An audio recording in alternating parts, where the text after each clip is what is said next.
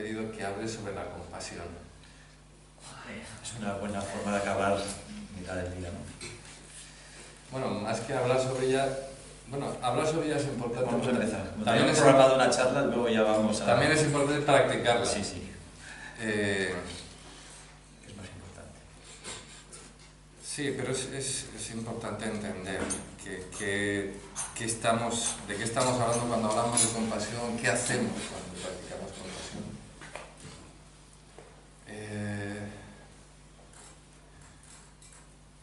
En la tradición, la tradición del Dharma, la tradición budista,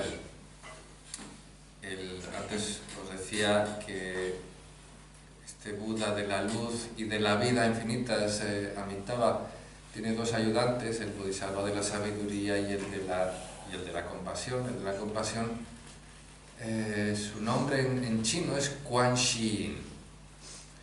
Es el Buda el Bodhisattva de la compasión. Es interesante porque el nombre Quan, o sea, el nombre Quan Shi Yin, lo que significa, la traducción literal es el que escucha los lamentos del mundo. La partícula esa Quan significa percibir, escuchar. Incluso, bueno, los caracteres chinos, el carácter Quan Shi Yin, simboliza una garza. La garza es un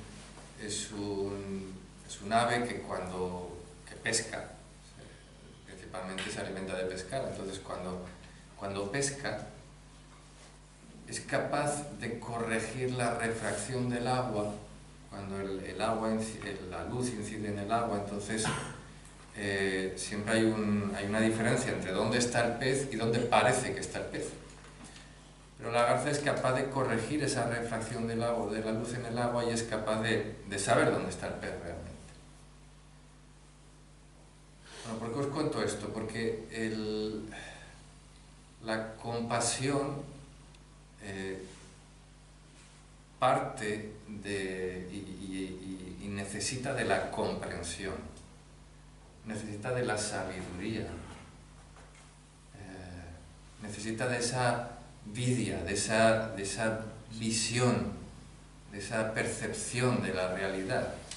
Entonces, la práctica, o sea, no hay prácticas separadas, en realidad toda la práctica va junta. La práctica del mindfulness naturalmente es una práctica compasiva, no hay separación. Cuando eres consciente y eres consciente del sufrimiento, no puedes otra cosa que dejar que surja en ti esa compasión. La compasión es una de las maneras de explicarla. Por ejemplo, la definición del Dalai Lama es el deseo de que los demás o uno mismo deje de sufrir. La compasión es ese movimiento que nos surge cuando vemos a alguien que está sufriendo. Cuando alguien se tropieza, se cae y se hace daño, es ese deseo de ayudarle, porque se ha hecho daño. La compasión tiene ese aspecto remediativo, ¿no? Bueno, hay un daño, hay un dolor, y es ese interés en ayudar de alguna manera, o desear de alguna manera que cese ese sufrimiento, ese dolor.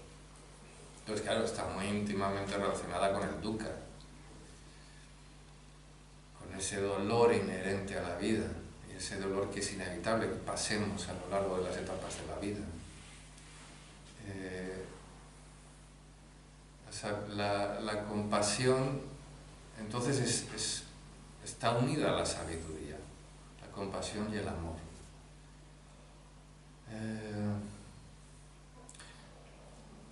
En la tradición también se habla de los 4 inconmensurables estados de la mente. Los 4 inconmensurables estados de la mente son estados que digamos cultivamos con la práctica, que de una manera natural esa sabiduría que vamos desarrollando nos lleva a que esos estados aparezcan. Esos 4 estados se definen tradicionalmente como amor, la palabra sánscrita es metta, karuna, que es la compasión, mudita es la alegría y upeksha la ecuanimidad. Entonces, amor y compasión van juntos. Cuando la compasión es cuando vemos sufrimiento en el otro o en uno mismo y deseamos que cese ese sufrimiento. El amor es desear ese bien al otro.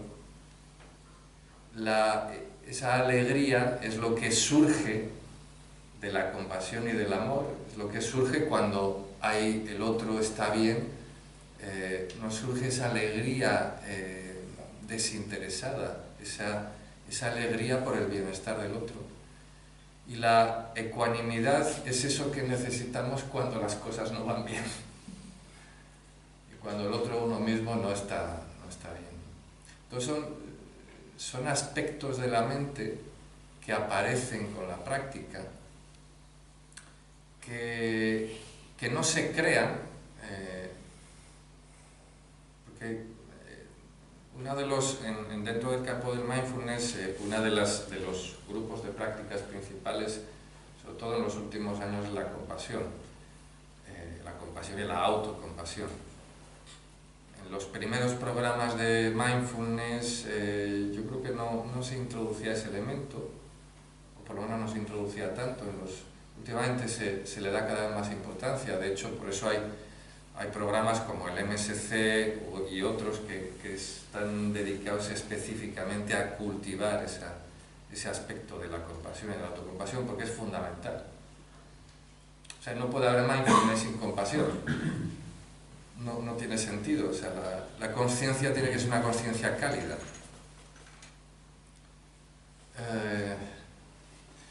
Hay un aspecto también muy importante que tenemos que entender, es que lo que hacemos cuando practicamos compasión, cuando hacemos ejercicios, meditaciones de compasión, es que lo que hacemos es digamos, favorecer unas condiciones, o sea, es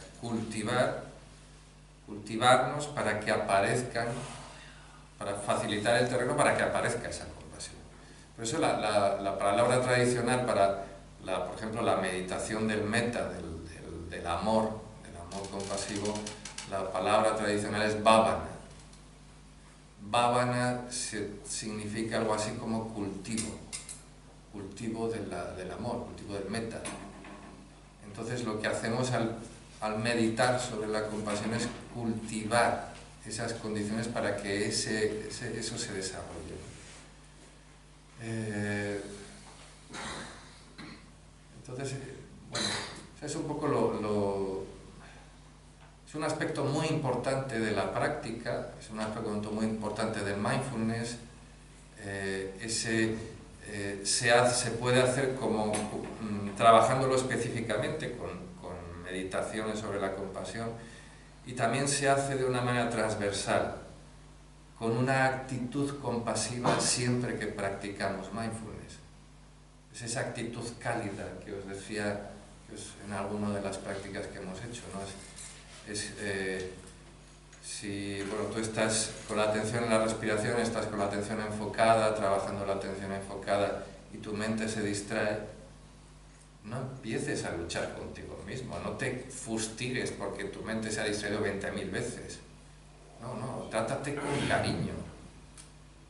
Sé consciente de que ese es el estado de tu mente, de que es normal que tu mente se distraiga, y con cariño vuelve a traer la atención.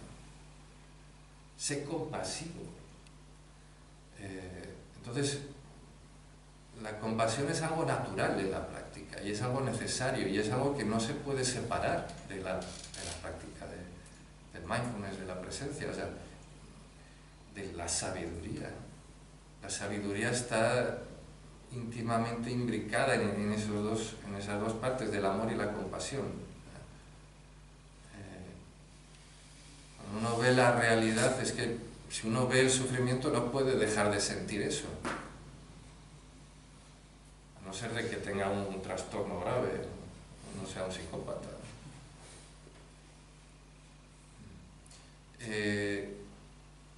Dogen, hay un texto de Dogen. Dogen es uno el patriarca del Zen japonés. Dogen decía que hay 4 sabidurías. Esto es una cosa que dice Dogen. Digamos, no es tan fácil de encontrar en otros textos, o no es una clasificación que hagan otros maestros, pero él habla de 4 sabidurías. Una sería la generosidad, que significa es dar sin esperar nada a cambio, dar con total desapego, sin esperar nada a cambio. Que eso implica ese no yo, ese estar libre de cualquier deseo, de importancia, de ganancia para mí. Significa actuar con total libertad y con total desapego. Entonces, esa generosidad sería una forma de sabiduría. En el Zen en la tradición se habla de caminar sin dejar huella, ¿no? De que los actos sean puros, de que la práctica sea pura. Y pura significa eso, sin ningún atisbo de autoimportancia o de apego al ego, a la idea de lo mismo. Otra de las sabidurías de las que habla Dogen dice palabras cariñosas. O sea, sería una manifestación de esa sabiduría, sería hablar con cariño, con ternura, con respeto, considerando al otro como si fuera tu propio hijo, ¿no?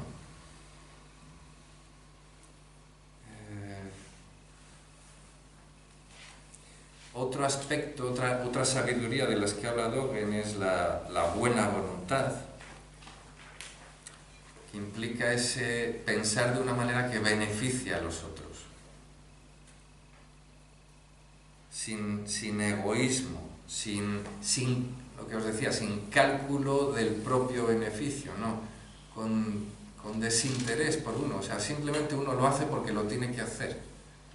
No tiene esa buena voluntad porque estamos todos conectados, porque no hay separación, porque no hay diferencia entre el otro y yo. O sea, lo que le hace mal al otro, a mí también me hace mal.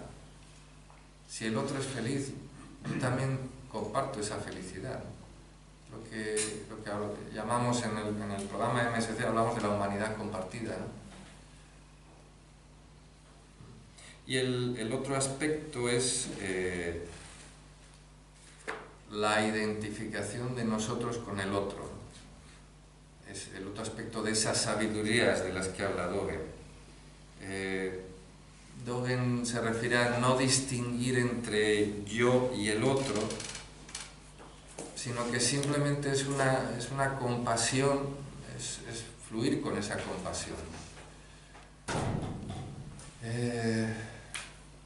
Bueno, esa es un poco hablando un poco de la compasión, lo que podemos decir así en general. No sé si hay algún aspecto que quieras incidir o hacer visible. El pionero de MSC, ¿no? Sí, lo que estabas comentando es muchas veces lo que está sucediendo. Como dices, la práctica de mindfulness siempre es amable y compasiva. Lo que sucede es que hay momentos en que el comportamiento humano es tan autodestructivo,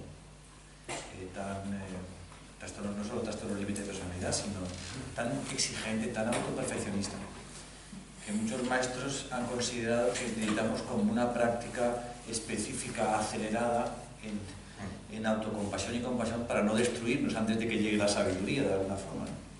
Entonces sí que es verdad que hay maestros que preconizan lo que Vicente llama prácticas generativas, ¿no? Empezar a practicar simultáneamente la bondad, la compasión, porque es una posibilidad propia del ser humano como mamífero, como, ¿no?, ese afecto que tenemos hacia nuestros hijos, hacia lo próximo, ¿no? Pero que también es necesario hacia lo que no está tan próximo, ¿no? Entonces, una forma de cultivarlo, y yo creo que muchas veces nos hace falta, ¿no? Porque cada vez la competitividad, este sentido de ser más, de tener que ser, entonces nos va autodestruyendo.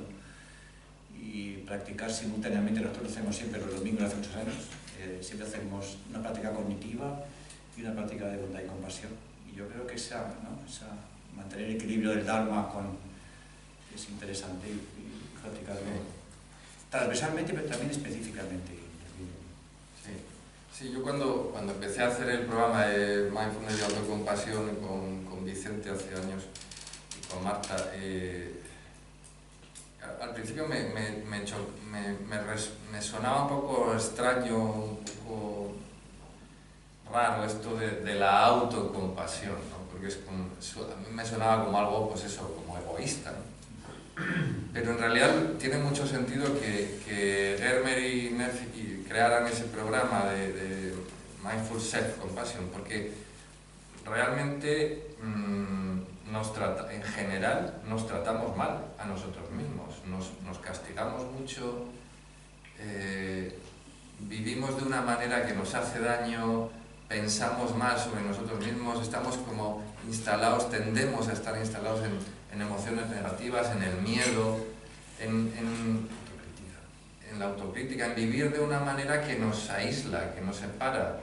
Cuando uno está sufriendo, se aísla.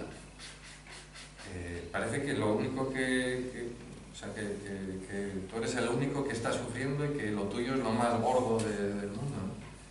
Entonces, el trabajar la autocompasión, el ser conscientes de esa humanidad compartida, que a los demás también les pasa lo mismo que a nosotros, es muy importante, realmente, porque lo necesitamos. Entonces, el trabajar sobre ello específicamente es algo que sí, que es necesario, desgraciadamente. Añadir, no, es que el asunto de la autocompasión hay que decir que es algo actual, es decir, porque la autocompasión siempre ha existido en el budismo, es decir, en los ejercicios budistas el desarrollo de la compasión siempre han ido de lo más fácil a lo más difícil, lógicamente, y lo más fácil hace 500 años era el cariño hacia uno mismo. Bueno, y por eso en todas las tradiciones se cuenta con ello, ¿no? En nuestra tradición cristiana lo que se dice es amarás al prójimo como a ti mismo. Claro, ahí en esa frase, que es una cosa muy tradicional y muy antigua, lo que nos están diciendo es que es lógico que nos queramos a nosotros mismos y que tenemos que poner eso como ejemplo de cómo tienes que querer al otro, ¿no? A los demás. Pero eso ha hecho crisis, es decir, ahora no es cierto. La gente a sí misma no se quiere. Pues ya no nos sirve esa frase, es decir, que eso es lo que ha pasado y eso es una cosa de hace un siglo o menos. O sea, la gente no se quiere a sí misma. O sea, ahora no tiene mucho sentido decir amarás al prójimo como a ti mismo, porque tú no te amas a ti mismo, entonces no te pongas como ejemplo. Entonces, por eso, porque es una cosa actual, muy, muy actual, hay mucha autoagresión y se ve en todas partes. Entonces, como la gente se agrede, se trata mal, no se cuida, por eso ha sido necesario, bueno, por eso está tan de moda la autocompasión, porque realmente en este momento, o sea, no es que sea una cosa nueva, que no lo es, o sea, toda la vida ha existido, sino que en este momento es más necesaria que otras veces porque la gente, mucha gente, no digo tampoco todo el mundo, pero mucha gente no se quiere a sí misma, y esa es la realidad. Y por eso hace falta poner en marcha lo de la autocompasión, que es lo que necesitamos ahora en estos momentos históricos. Se necesita más autocompasión de la que hace 200 años se necesitaba, ¿no? Y por eso dice todo el mundo que cuando el Dalai Lama vino a Occidente, él venía de una cultura, primero por su edad, y también porque la cultura, yo creo que la cultura tibetana nos llevaba a eso, ¿no? Llevaba lo de todas las culturas, que es que la gente era egoísta y se amaba bien a sí mismo. Y cuando llegó aquí, bueno, a Occidente, pues él no se aclaraba. Dice, ¿esto qué es? Hasta que se lo explicaron y lo comprendió. Y como la gente no se quiere a sí misma, ¿cómo es esto? Esto es la como hombre, ¿no? Y es lo que está pasando ahora. Y por eso la autocompasión es tan importante. Sí, bueno, luego hay otro elemento que ha favorecido el que esté tan en boga el trabajo con la compasión dentro de este movimiento del mindfulness son todos los estudios científicos que se están haciendo con neuroimagen, ¿no? Y pues eso, está Tania Sinker, Christine Neff han investigado mucho sobre esto. Entonces se ha visto que cuando practicas compasión eso te cambia el cerebro. Está el estudio ese famoso de Davidson con Matthias Ricard y un grupo de monjes budistas tibetanos que midieron con neuroimagen las variables que tienen que ver con la felicidad, con la sensación de satisfacción, de plenitud en el cerebro, y lo que vieron es que las áreas que tienen que ver con esa sensación de felicidad, que están en el lóbulo prefrontal izquierdo, en ese grupo de monjes, entre el que estaba Matthias Ricard, que son personas que practican mucho la compasión, esas áreas están mucho más desarrolladas. O sea, realmente son personas más felices. Es una frase, Dalai Lama dice eso también, ¿no? Si quieres que los demás sean felices, practica la compasión. Si quieres ser tú feliz, practica la compasión. El cerebro no distingue realmente, o sea, cuando practicamos compasión hacia otros tampoco distingue, ¿no? O sea, se pone en ese estado y no distingue si se lo estoy deseando al otro, a mí. Realmente es una cosa muy, muy potente. O sea, lo que ha pasado es que, claro, quizás que no es el caso de tu grupo, pero quizás no es el caso de tu grupo, pero mucha gente en Occidente, cuando han aprendido mindfulness, han aprendido mucho el lado cognitivo y no se les ha hablado mucho de la compasión. Por eso hay un desfase, ¿no? Ahora se está hablando mucho de compasión, ¿no? Pero quizás la mayoría de vosotros no habéis sufrido ese desfase por culpa de Fernando, pero que... Por tuya. Pero quiero decir que sí, que yo lo hemos visto muchas veces, ¿no? Hice el primer curso con él. Hace ya años. Los cursos con Marta, nosotros por lo menos al principio lo veíamos mucho, hay gente que cuando descubría eso de la compasión decía, uy, si me lo hubieran dicho antes, ¿no? Porque es mucho más fácil practicar mindfulness de forma compasiva que no practicarla así como un deber, como una labor meramente cognitiva, ¿no? Eso de hay que estar atento a una cosa, ¿no? Y eso desprovisto de compasión puede ser muy negativo y en parte yo creo que también es parte de los efectos secundarios esos que ahora hay mucha gente que lo está aireando de mindfulness, ¿no? Están diciendo que hay muchas cosas malas, pero principalmente porque no saben de qué va, es decir, que lo hacen mal, es una de las razones por las que lo critican, porque también los que escriben eso no saben de qué va el asunto, o sea, no tienen la más remota idea de qué va esto, ¿no? Entonces, bueno, pero eso es lógico, pasa siempre. Y luego también está el intento de hacer ciencia de una determinada forma que en general en la psicología no se puede hacer como en la física. Entonces no se puede, además no se puede comparar, quiero decir que todos estos estudios de los tratamientos con mindfulness, claro, ¿cómo vas a comparar la mindfulness que hace un individuo con la que hace otro? Pero eso es un problema de toda terapia psicológica, pero decir que el resultado es que es muy poco fiable en esos estudios, muy poco fiable. O sea que la técnica que emplea fulanito no es la misma que emplea futanito, porque a lo mejor fulanito está lleno de compasión y el otro no, y tiene un tremendo problema personal, ¿cómo va a ser terapéutico con el otro? Es decir, no se pueden comparar, vamos a decirlo así. Pero bueno, eso es otra historia y tampoco. Esa es otra historia. Lo importante es que desarrolléis la compasión. Y que la compasión y la sabiduría son las dos alas, como dice el Dharma. Son las dos alas del Dharma y no se pueden separar, porque el asunto de los cerebros humanos es que son cerebros humanos. Y los cerebros humanos no se les ha podido de momento extirpar las zonas afectivas, ¿no? Ni se podrá nunca. Es decir, no somos Mr. Spock. Somos cerebros profundamente afectivos, y eso es una cosa de la especie que no vas a hacer nada más. Bueno, de nuestra especie y de todas las especies que habitan el planeta, vamos, por lo menos los mamíferos. Quiero decir que no hay escapatoria a que tengas que enfrentarte con el lado afectivo. O sea, no hay posibilidad de escaparse. Entonces, ¿cómo solucionas, por así decirlo, el lado afectivo? ¿Cómo le das valor al lado afectivo? Con la compasión, o sea, con el amor. La compasión en el fondo es el amor, o sea, ¿sabéis? Lo ha dicho ha dicho Óscar, que en esos dos inconmensurables que son la compasión y karuna y metta, pues en realidad la diferencia simplemente es que hay sufrimiento, y cuando hay sufrimiento se llama compasión. Si no hay sufrimiento se llama metta, y si hay sufrimiento se llama compasión. Y la traducción buena de metta sería amor, y no lo han traducido por amor porque la palabra en Occidente es muy compleja, y lo han traducido por bondad amorosa, por loving kindness, ¿no? Pero quiero decir que como el cerebro humano no le puedes quitar eso, pues tienes que ver qué hago yo con esa parte afectiva, y lo más sensato que puedes hacer es transformarla en amor. Eso es un poco, quiero decir que no hay forma de escaparse, ¿no? Entonces, y es un error querer ser solo cognitivo, ¿no? Tampoco se puede ser solo afectivo, tiene que ser, por eso dice el Dharma, que son las dos alas del pájaro, que tienen que estar las dos, no hay forma de quitar un ala porque si no, no vuela. O sea que la compasión es algo de lo que hay que preocuparse, de lo que hay que cultivarlo, ¿no? Esas técnicas generativas, decía Fernando, y que supongo que tú querrás hacer alguna cosa mañana. Sí. No, digo. Fernando esta noche, si te apetece. No, si queréis... Una pregunta. si queréis hacerlo. Entonces, lo cognitivo es lo de concentrarse en la respiración y todo eso.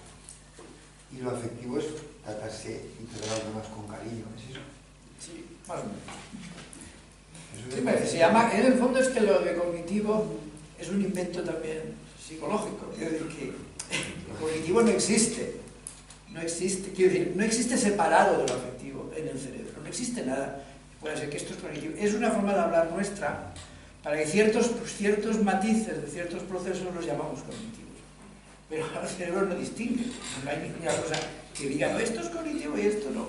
No, eso es una cosa producto de la deformación actual del lenguaje.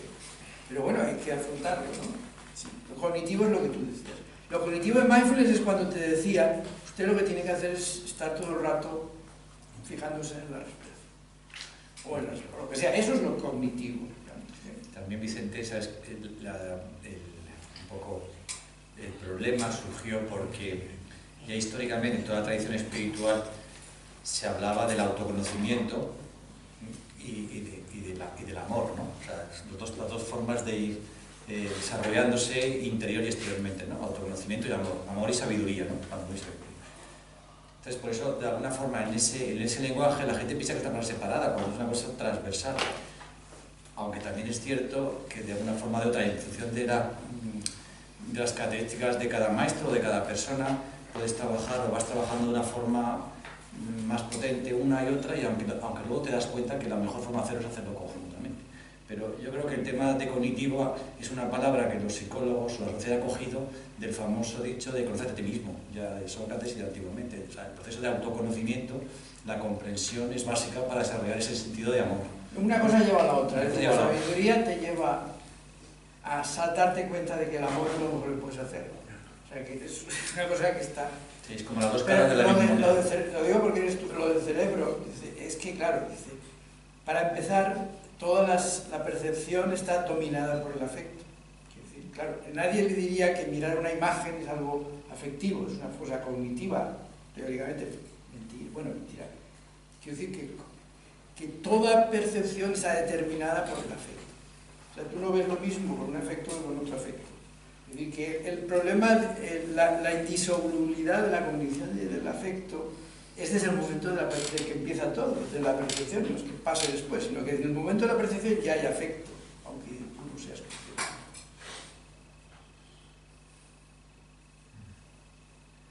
Bueno, pues, se necesita hacer una pequeña de autocompasión, así algo suave, porque nos quedan 20 minutos para la...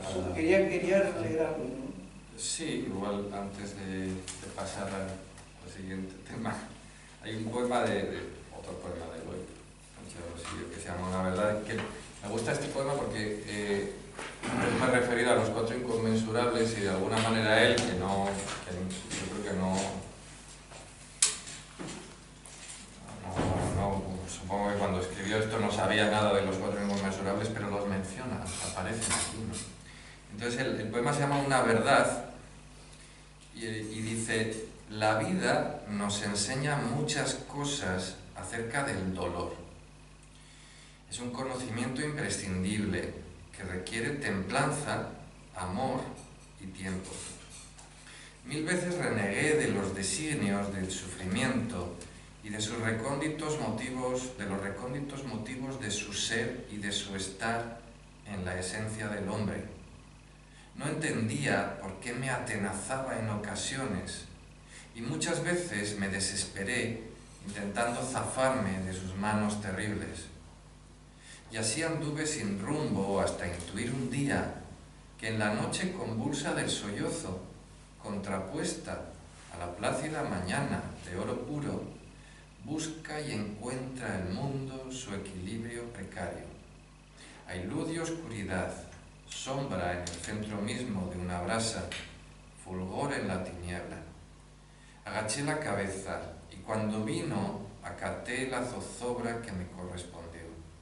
Hasta el fondo del pecho asumí su amenaza y pude constatar del todo que al final del dolor no existe ya dolor, que allí nos abre siempre la compasión sus brazos y la verdad más honda es la alegría.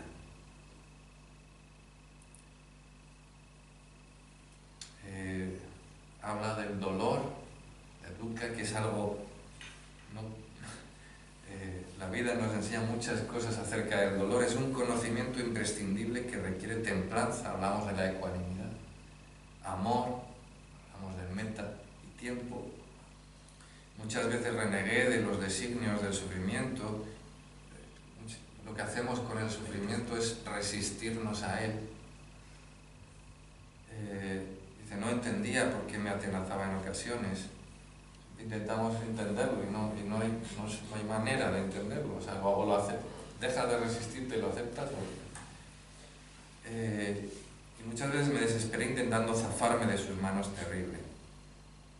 Hasta intuir un día que en la noche convulsa del sollozo, contrapuesta a la mañana de oro puro, busca y encuentra el mundo su equilibrio precario. Hay luz y oscuridad, sombra en el centro mismo de una brasa, fulgor en la tiniebla. Que son parte de la vida, lo amargo y lo dulce, el dolor y el gozo, ¿no? Es parte de la vida y la sabiduría es saber eso, esa consciencia de la transitoriedad, de la impermanencia, del cambio. Esa es la sabiduría. Agaché la cabeza y cuando vino acaté la zozobra que me correspondió. Hasta el fondo del pecho asumí su amenaza. Acepté. Ahí lo que hace es aceptar. Aceptar el miedo, aceptar eso que la tenaza, ese sufrimiento, ese miedo. Y pude constatar del todo que al final del dolor no existe ya dolor, que allí nos abre la compasión, siempre la compasión sus brazos. Cuando nos damos, cuando aparece esa sabiduría, cuando sabemos, siempre aparece la compasión, está ahí. Y la verdad más honda es la alegría. Este es tu amigo. Sí, porque que tú lo dices, pero este hombre es valenciano. No, es murciano. Pero vive aquí, ¿no? Ese es Vicente Gallego. Es que conoce a muchos poetas por aquí. Pero fíjate, esa última frase que yo no lo había leído, vamos, no me había fijado, esa de que la compasión... Ahí va. La compasión nos abre sus brazos. Sí. Claro, a mí me resuena mucho de lo que también decimos, de que la compasión es la respuesta humana al sufrimiento. Quiero decir que cuando hay sufrimiento, la respuesta del corazón humano es la compasión, lo normal. Y aquí lo dice sin saber de esto nada, ¿no? Como que al final del dolor no existe ya dolor, que allí nos abre siempre la compasión sus brazos. Y la verdad más honda es la alegría. Eso es muy interesante, lo de la alegría. Pero bueno, que lo decía porque la reacción normal del ser humano ante el sufrimiento es la compasión. Es otra forma de definir compasión. Es la reacción del ser humano ante el sufrimiento. Y no solo humano. Todos los mamíferos tienen compasión. Hasta las ratas. Hay un experimento que en ratas se ha demostrado. Y por supuesto todos vosotros ya lo sabéis, ¿no? Los que están más cerca de nosotros, pero hasta las ratas tienen algo parecido a la compasión. Entonces la respuesta de los mamíferos, sobre todo ante el sufrimiento, es la compasión, es la natural. Pues hacemos un ratito de algo suave o una pregunta.